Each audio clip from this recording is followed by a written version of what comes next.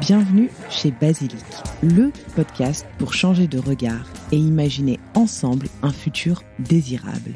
Je suis Jeanne, votre hôte, et chaque semaine, je tends le micro à celles et ceux qui façonnent le monde de demain. Je vous souhaite la bienvenue et j'espère que vous vous sentirez bien chez Basilic. Cette semaine, je reçois Mathilde Caillard. Dans cet épisode, Mathilde nous raconte son parcours de militante et nous parle de l'environnement familial au sein duquel elle a grandi. Au fil de votre écoute, vous découvrirez comment l'engagement de Mathilde est né, mais également les coulisses d'Alternativa, l'association pour laquelle elle est activiste, ainsi que son nouveau métier d'attachée parlementaire aux côtés d'Alma Dufour. J'espère que cet épisode vous plaira. Je vous souhaite une très belle écoute.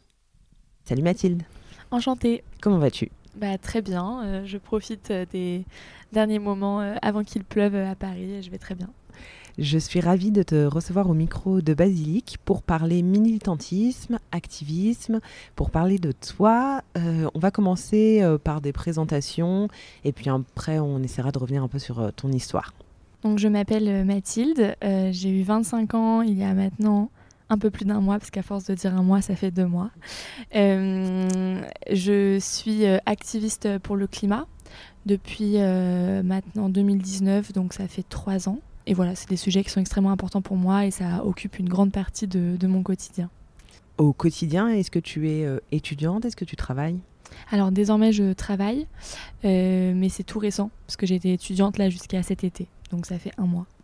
Super, on y reviendra un peu plus tard. Tu as grandi au sein d'une famille assez engagée, avec des parents militants qui défendaient certaines valeurs, notamment autour de l'écologie. Est-ce que tu peux nous en dire un petit peu plus et comment est-ce que le militantisme s'est imposé dans ta famille ? Quelle place il a occupé ? Donc c'est vrai que j'ai grandi dans une famille plutôt engagée, même disons très politisée en tout cas.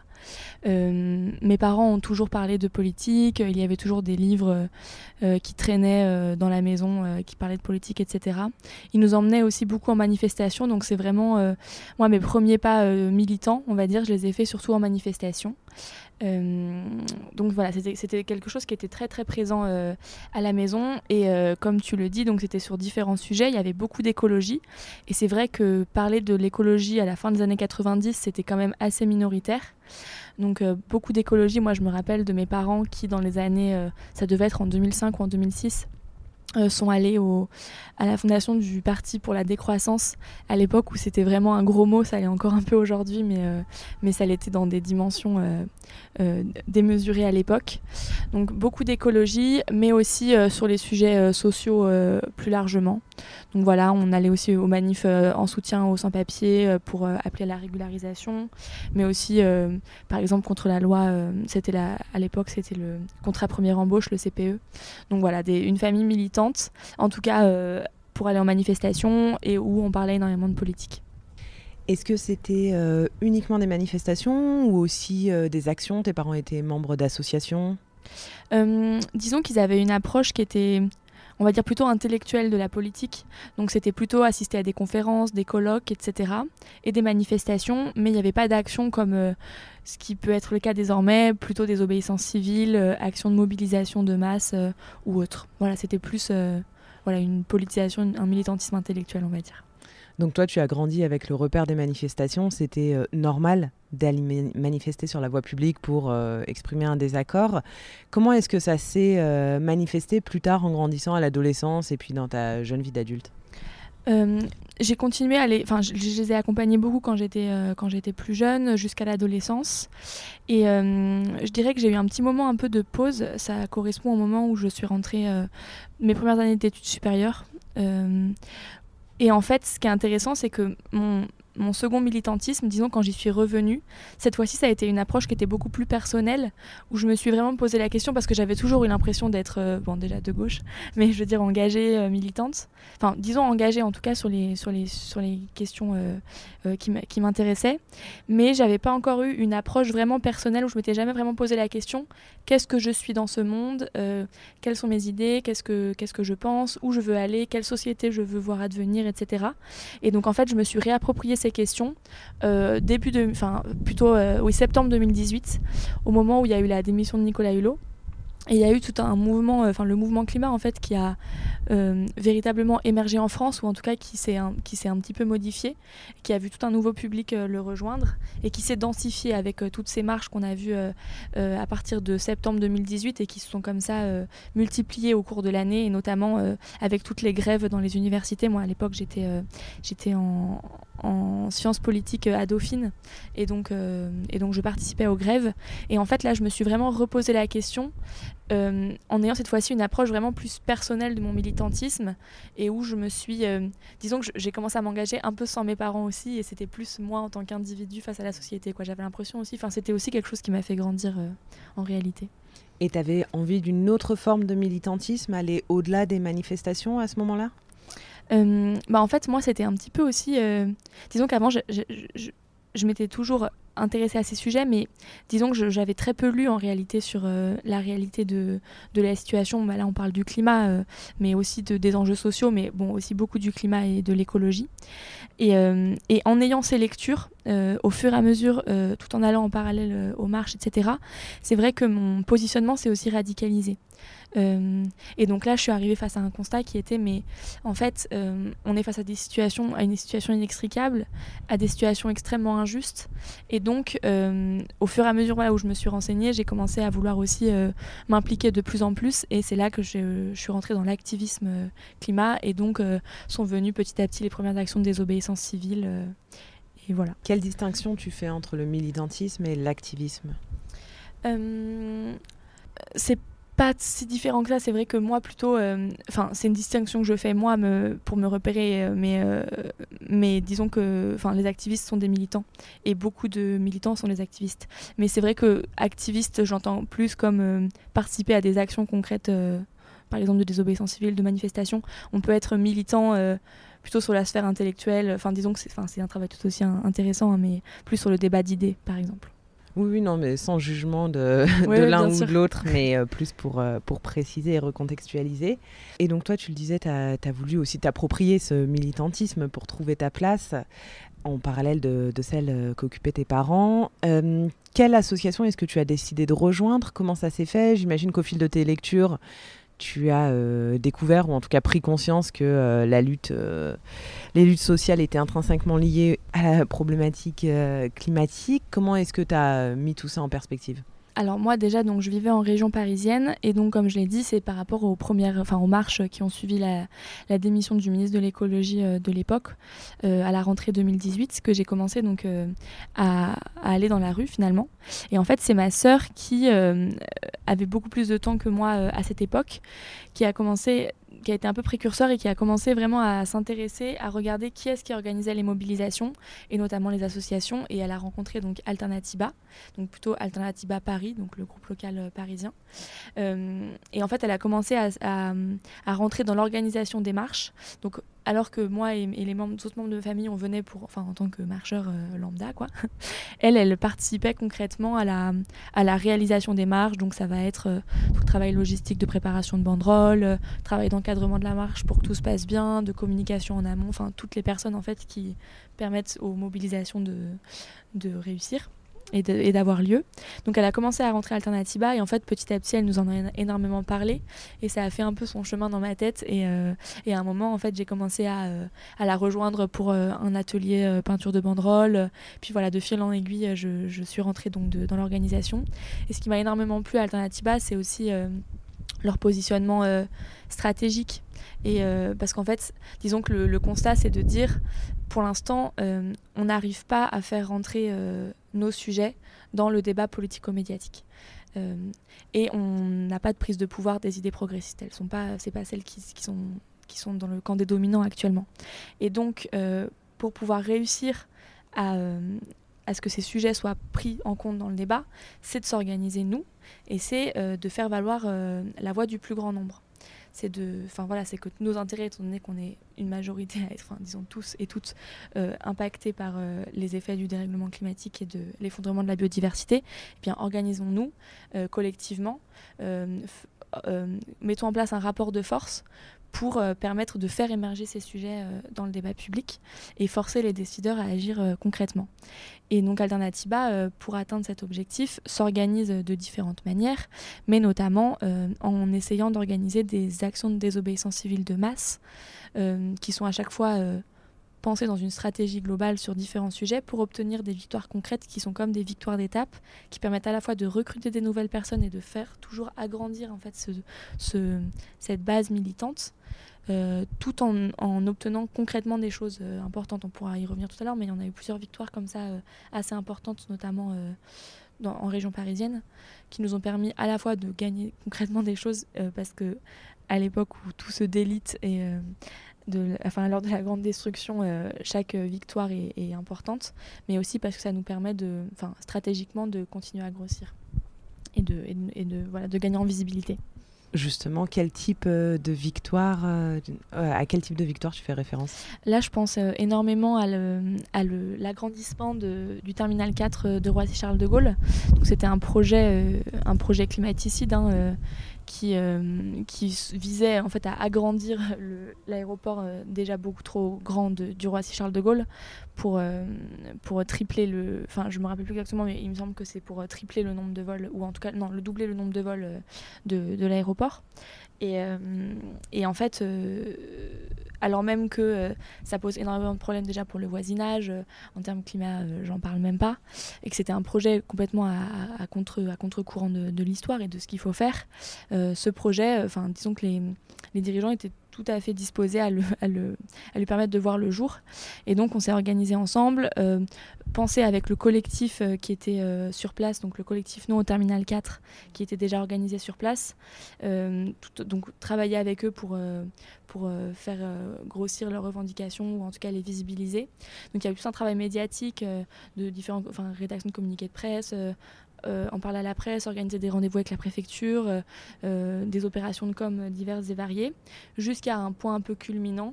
Donc c'était en octobre 2020, où à 90 personnes, on a envahi le tarmac de l'aéroport. Donc il y a eu 90 gardes à vue, un procès aussi qui a eu lieu un an plus tard. Et surtout, en février 2021, le projet a été abandonné par le gouvernement. Donc, ils ont mis un terme à ce projet en reconnaissant que, effectivement, ça n'avait plus lieu. Ce genre de projet n'avait plus lieu d'être. Donc voilà, ça c'est quelque chose. Alors évidemment qu'il y a eu plein d'acteurs qui étaient mobilisés sur le terrain, mais cette action, elle a permis d'agrandir le rapport de force, et donc elle a pesé dans la balance, quoi. Donc toi, tu as participé à cette action sur la mobilisation, la désobéissance civile. Comment est-ce que, si on va sur le champ des sentiments, comment est-ce que tu te sens à l'approche d'un mouvement comme celui-ci ? Est-ce qu'il y a une certaine appréhension ? Qu'est-ce qui t'anime à ce moment-là ? Il y a toujours un peu d'appréhension, il y a toujours un peu de peur, de stress. C'est difficile de... notamment moi, j'ai toujours... par exemple, j'ai toujours eu à cœur de respecter les règles, ou en tout cas c'est difficile en fait de mettre son corps en mouvement pour bloquer quelque chose, ou pour concrètement désobéir, donc désobéir à la loi aussi. Il y a tout ce que ça représente en termes symboliques. On peut en parler aussi, mais il y a aussi une croissance de la répression, à la fois juridique mais aussi physique, de toute forme d'activisme. On le voit dans les manifestations, ce qui a été la répression aussi du mouvement des Gilets jaunes, etc. Il y a eu énormément de violence. Donc en fait... le matin, avant d'aller à une action de désobéissance civile, il y a toujours un peu d'appréhension qui est liée à différents facteurs, mais notamment à ça, donc la peur de la répression. Et puis c'est pas facile aussi de se dire que voilà, on se met en danger, potentiellement on fragilise une carrière si on a envie de, je sais pas, par exemple travailler dans la fonction publique ou autre chose. Mais voilà, c'est toujours un peu, pour moi il y a toujours un peu d'appréhension.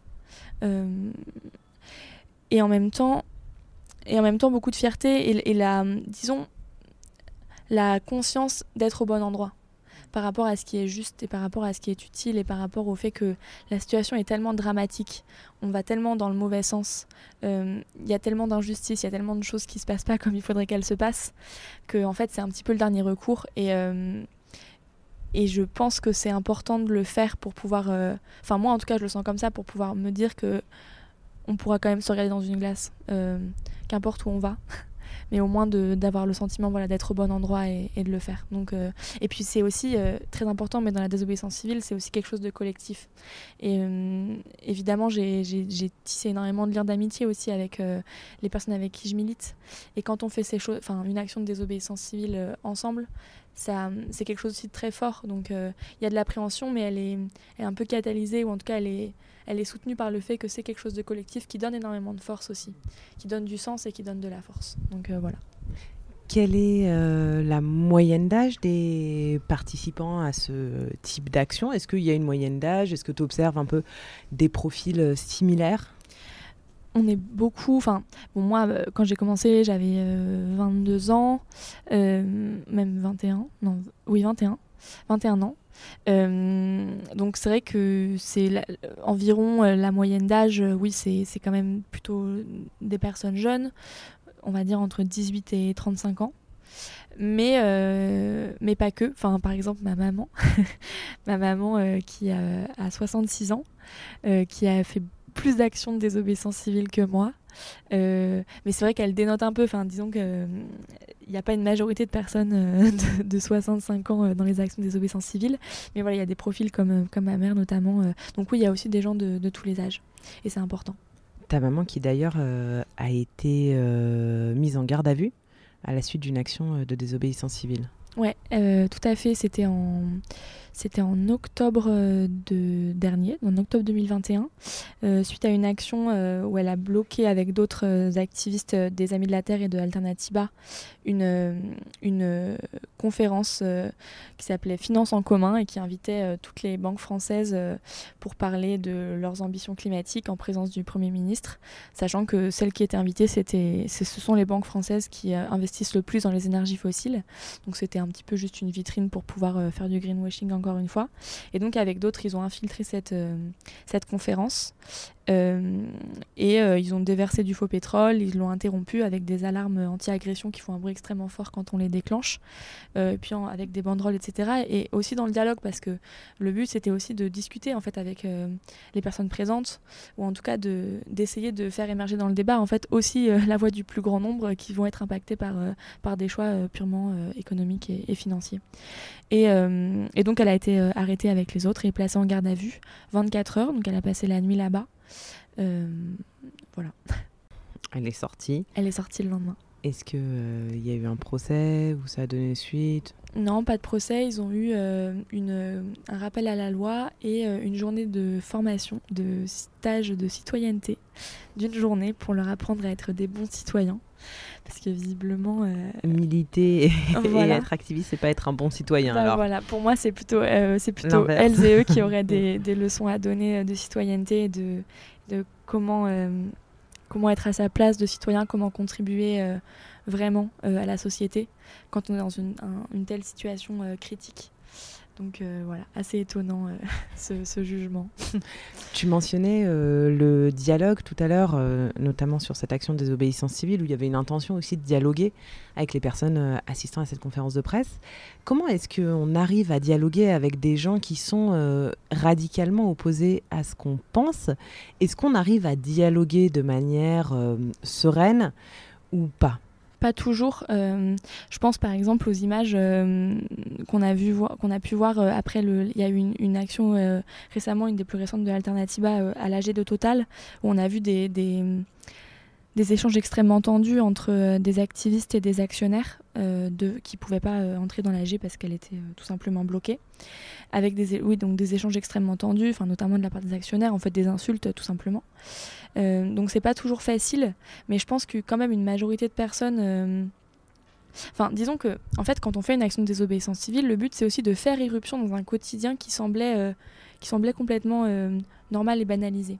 Donc pour les actionnaires qui se rendent à l'AG, ou même je pense à une action que j'ai faite en juin, j'ai infiltré, on était deux, j'ai infiltré une conférence de Total en interne, pareil, et en fait Voilà, il y a un fonctionnement bien rodé avec des gens qui pensent que c'est encore OK de venir en tant qu'actionnaire à l'Assemblée générale d'une multinationale qui travaille dans le pétrole et qui va vous présenter ses plans pour l'avenir et comment ils vont forer encore plus de pétrole pour vous faire gagner encore plus de sous.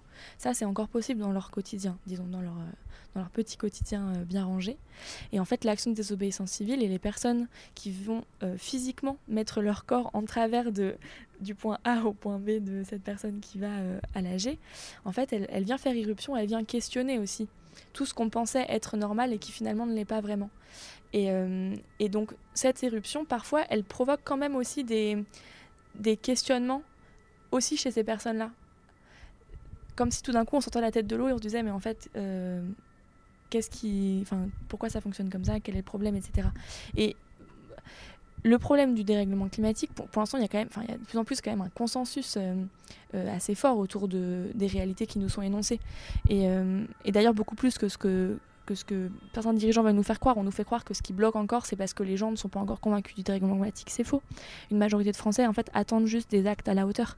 Et il suffit de voir même les sondages qui sortent sur les soutiens de la population à des mesures comme par exemple l'interdiction des jets privés. En réalité, il y a souvent une majorité de Français qui soutiennent des mesures radicales. Mais le blocage, il est ailleurs. Et donc, tout ça pour dire qu'on a un consensus quand même assez large autour des constats qui sont faits du dérèglement climatique, et pas que des constats d'ailleurs, des mesures qu'il faudrait mettre en place pour pouvoir l'atténuer le plus possible. Mais en fait, c'est un problème tellement énorme, parce que il y a pas que le climat, il y a la biodiversité, il y a tout ça, et puis il y a aussi la distribution des richesses. Ça vient questionner énormément de choses qui sont à l'origine même et qui fondent notre société, le consumérisme, tout ça. Et en fait, donc on peut parfois avoir conscience de ça, mais dans notre vie de tous les jours, parce qu'on travaille chez Total ou chez une autre entreprise comme ça, un petit peu éteindre ou le mettre en sourdine. Et parfois, quand il y a des gens comme ça qui viennent en face de vous et qui, dans leur corps, dans leur vie, sont complètement à l'opposé, ou en tout cas ont vraiment pris conscience au premier plan de ce que ça veut dire et sont prêts à prendre des risques, à aller en prison, à avoir des procès, à se mettre en risque, à avoir des risques physiques pour vous montrer qu'il y a un problème, et ça peut faire émerger des choses. Donc oui, parfois le dialogue est possible, ouais, complètement. Le dialogue est possible, néanmoins on a quand même besoin de ces actions pour justement réveiller quelque chose chez les gens, essayer de les sensibiliser au-delà des simples nouvelles qu'on peut lire dans la presse ou des articles qu'on peut lire. On a besoin de ce moment un peu choc, de ce clash. Oui, après il y a un peu de choses. Parce qu'il y a évidemment ce travail de sensibilisation et de formation sur les enjeux climat, parce qu'il y a énormément de gens aussi qui ont conscience du problème climatique sans avoir conscience concrètement de la réalité, ou en tout cas de ce que ça veut dire.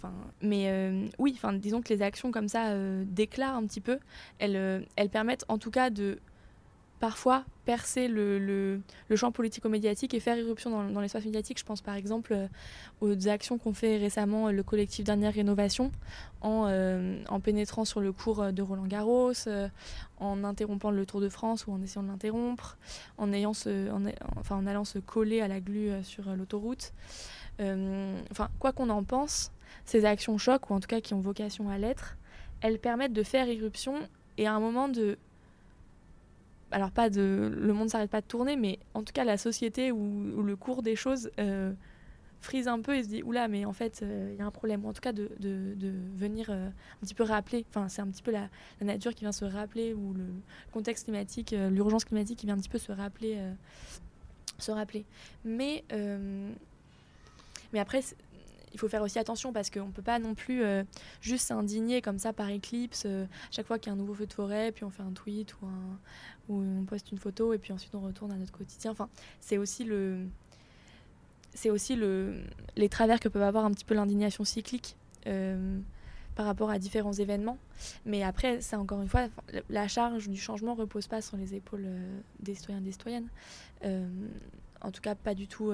Disons que pas du tout complètement, mais c'est aussi énormément sur les décideurs qui ont vraiment en main la capacité de pouvoir changer l'ordre économique et l'organisation de notre société, l'appareil productif, tout ça qui aujourd'hui est responsable des émissions de gaz à effet de serre et de l'effondrement de la biodiversité, etc., etc. Et justement, toi, pendant les dernières élections, tu as été assez mobilisée. La mobilisation politique, c'est aussi une mobilisation qui vient apaiser l'éco-anxiété, ou en tout cas qui aide à surmonter tout ça. En fait, disons que il faut, trouver un débouché politique à des engagements, notamment là sur l'écologie, le climat et la justice sociale, c'est essentiel. Parce que aujourd'hui, si on veut faire bouger les choses, ou en tout cas obtenir des mesures à la hauteur de l'enjeu, il faudra des mesures qui s'appliquent à toutes et tous. Et donc, ça se fait au niveau politique. Donc, il faut une prise de pouvoir des idées progressistes au niveau politique. Et ensuite, le mouvement social dans la rue, il est aussi important. Parce qu'en fait, même si on a des élus progressistes au pouvoir, pour l'instant, ils sont largement pas majoritaires, mais même si on les a un jour, le système va se défendre aussi. Et ce ne sera pas facile de faire accepter, parce que ceux qui ont le pouvoir et l'argent sont organisés aussi pour continuer à faire prospérer aussi leur modèle économique et leur système de rentabilité. Et donc, même si on arrive à avoir énormément à des postes de pouvoir des personnes progressistes qui ont vraiment envie d'appliquer leur programme, il faut l'organisation d'un mouvement social dans la rue qui fait en fait un rapport de force et qui permette, en maintenant une pression, même de soutenir en fait ces mesures-là, même une fois qu'on a placé, entre guillemets, ou en tout cas permis à des personnes progressistes d'arriver au pouvoir. Donc il y a toujours un petit peu ces deux volets. Donc je pense, le débouché politique, il est essentiel, c'est pas le seul. Il y a aussi une organisation des mouvements sociaux à partisans dans la rue qui est extrêmement importante. C'est comme ça que moi je suis arrivée d'ailleurs aux enjeux politiques. Ce qui veut pas dire que les mouvements sociaux font pas de politique. Tout le monde fait de la politique. À partir du moment où on se questionne et on s'interroge et tout est politique. On s'intéresse à comment on veut être organisé socialement, comment on contribue à la société, etc. On fait de la politique. Mais disons qu'ils ne sont pas partisans. Ils n'ont pas envie d'être élus. Mais par contre, ils ont des idées très claires sur quel genre de programme il faut appliquer, quoi, ou quelles mesures politiques il faut appliquer. Et comment tu l'as vécu, toi, cette campagne J'ai l'impression qu'on a vraiment pu toucher du doigt un basculement. Donc énormément de frustration et aussi de l'espoir. Parce que la troisième force du pays, parlons même en termes de bloc, au-delà des candidats, mais même en termes de bloc, disons en termes de programme, que la troisième force du pays représentée à la présidentielle et aux législatives au premier tour, la première force du pays ait été, donc là je parle de la NUP, surtout aux législatives, parce que pour le coup c'était vraiment avec l'arc progressiste entre tous les mouvements de gauche et écologistes ensemble. Au premier tour, faut pas oublier que c'était la première force du pays, tout simplement, qui ont le plus grand nombre de voix. Et ça, c'est extrêmement fort par rapport à l'attente sociale la plus forte. Et notamment quand on regarde les résultats au niveau des âges, des catégories d'âge, en fait, les 18-25 et les 25-30 sont ceux qui ont voté majoritairement pour la nouvelle Union populaire écologique et sociale, même si c'est aussi la catégorie de population qui s'est le plus abstenue. Et c'est d'ailleurs pour ça qu'il n'y a pas eu de ce basculement possible. Mais il aurait fallu 3-4% supplémentaires de mobilisation de ces catégories d'âge et il y avait une majorité de la NUPES. D'où la frustration et en même temps de l'espoir. Le militantisme, c'est assez frustrant. Mais c'est toujours un petit peu le cas. Il y a énormément de déceptions et en parallèle de l'espoir aussi. Donc c'est assez cyclique, quoi. Tant mieux en même temps. Oui. Et aujourd'hui, tu es attachée parlementaire ? Tout à fait. Est-ce que tu peux nous en dire un petit peu plus sur cette nouvelle fonction ? Ouais, j'ai commencé en juillet. Et en fait, c'est moi la poursuite de mon travail de militantisme sur le terrain, sur les sujets climat, écolo et de justice sociale qui sont venus trouver une nouvelle voie ou une forme différente, cette fois-ci en travaillant directement auprès d'une députée, donc Alma Dufour, qui d'ailleurs vient aussi de l'activisme climat. Elle a été chargée de campagne aux Amis de la Terre depuis 2017. Elle a énormément travaillé sur la surproduction, le e-commerce et Amazon notamment. Et donc Et donc voilà, elle aussi, elle est arrivée face au constat. Bon, je vais pas envie de parler pour elle, mais déjà, le constat, c'est aussi de se dire, en tout cas sous le précédent quinquennat d'Emmanuel Macron, ça a été extrêmement difficile, voire impossible, de vraiment permettre à des vraies mesures ambitieuses de voir le jour, notamment sur les sujets climat, justice sociale. Et donc en fait, alors même que parfois au niveau du plaidoyer, ils arrivaient à avoir des soutiens de la part de députés de la majorité, en fait à chaque fois, ça ne passait pas au dernier moment parce que ils voulaient tout simplement pas voir ces mesures voir le jour. Et donc au bout d'un moment, face à ce constat-là, c'est aussi qu'est-ce qui reste comme comment je peux encore avoir une marge de manœuvre, sur quel levier je peux appuyer. C'était aussi le débouché politique et concrètement entrer en politique pour trouver un débouché politique aux idées que l'on porte. Et donc c'est ce qu'elle a décidé de faire en se présentant. Elle a été élue. Et donc moi je travaille pour elle désormais. Voilà. Est-ce que tu as mis entre parenthèses ta vie de militante et d'activiste, ou tu parviens à cumuler ? Non, je n'ai pas mis en parenthèse ma vie d'activiste. Déjà parce que c'est quelque chose qui est très important pour moi, et puis voilà, c'est très important pour moi. Et donc non, je vais continuer à mobiliser, à participer aux différentes mobilisations, manifestations que va organiser les associations dans lesquelles je suis. Tu es très active sur Twitter. Ouais. Moi, c'est par ce réseau social que je t'ai découverte, je pense, il y a quelques temps maintenant. Pourquoi Twitter, et surtout, qu'est-ce que ça donne sur ce réseau social ? Est-ce que tu arrives à discuter avec certaines personnes ? Est-ce que tu arrives à faire entendre tes idées ? Ou c'est plus pour le fun ? Parce que tu es assez pinçante. Oui. Twitter, c'est un réseau social assez intéressant. C'est un peu, j'ai une copine qui dit, c'est un peu un cocktail privé où tout le monde est invité, parce que tu peux complètement interpeller des gens que tu n'aurais jamais l'opportunité de croiser dans la vie. Et parfois, en fait, si tu trouves le bon angle ou juste un coup du sort, ils te répondent. Et, donc et en plus, ça se fait en public, donc c'est assez particulier comme réseau social. C'est vrai que moi, j'y suis beaucoup. Et après, c'est un peu particulier d'y être en tant que jeune femme, notamment sur des sujets de politique, parce que c'est aussi un réseau social où il y a énormément de harcèlement en ligne. Encore plus, je le remarque de plus en plus là, récemment, notamment sur les sujets climat.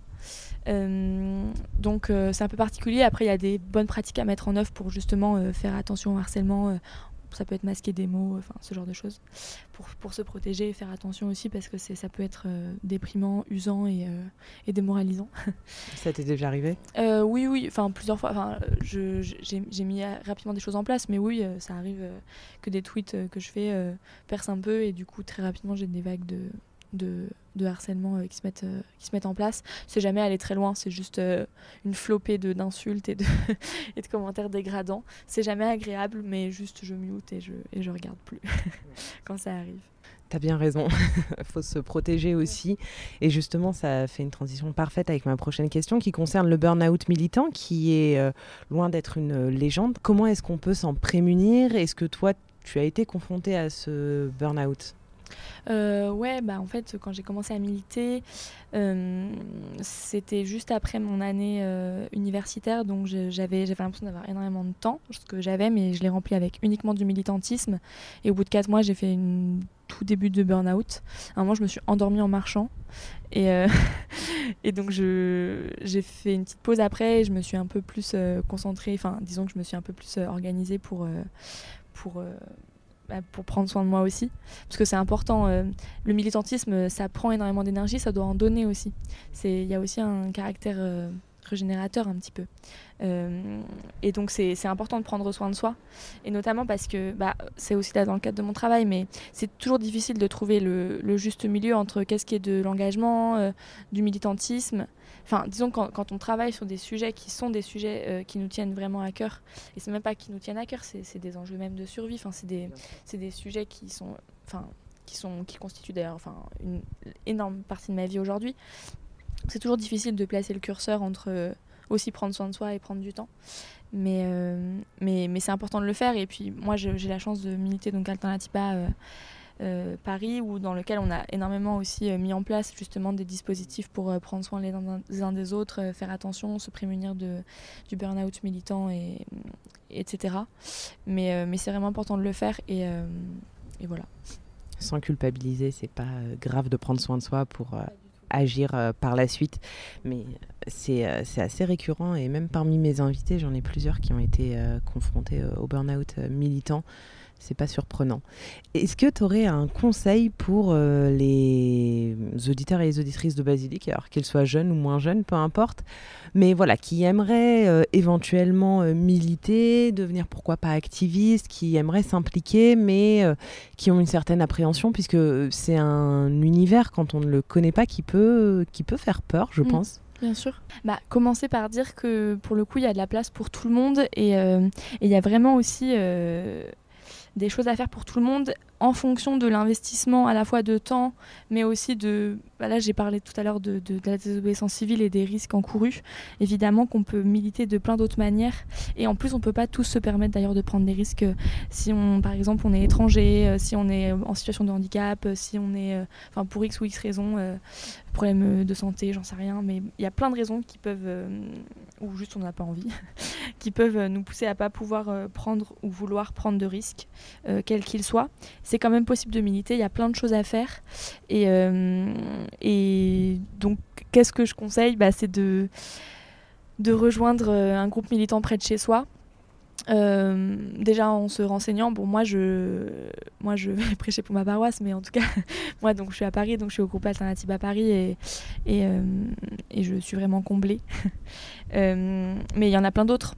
Il y a plein d'autres groupes Alternative d'ailleurs déjà en France, et puis il y a plein d'autres. Et puis il y a d'autres groupes militants. Voilà, c'est à chacune de trouver ce qui lui correspond le plus.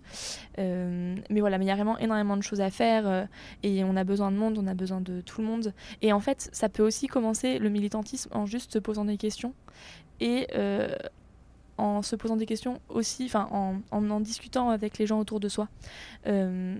En fait, c'est avant tout comme ça que ça marche même. Parce que parfois, moi, je m'en suis rendu compte quand j'ai commencé à militer et surtout à communiquer sur le fait que je militais. Juste en faisant ça, j'ai eu des effets sur tout mon premier cercle et tout mon deuxième cercle, ne serait-ce que parce que dans leur paysage quotidien, ils avaient une personne qui désormais faisait autre chose et en parlait et parlait de l'activisme climat, etc. Et maintenant, que ce soit fête de famille ou quand je revois des amis qui ne sont pas de la sphère militante, j'ai des gens qui viennent se confesser parce qu'ils prennent l'avion et qu'ils ont honte, ou parce qu'ils mangent de la viande et qu'ils ont honte. Mais en tout cas, se mettre en mouvement, ça a des effets aussi sur les gens autour de soi. Et parfois, se mettre en mouvement, c'est commencer par se poser des questions et commencer à en parler aux gens autour de soi. Et ça commence aussi comme ça. Donc voilà, il y a plein de manières de s'engager et il faut le faire parce qu'on aura besoin de tout le monde. Est-ce que tu as une lecture ou un documentaire que tu aurais visionné récemment à recommander ?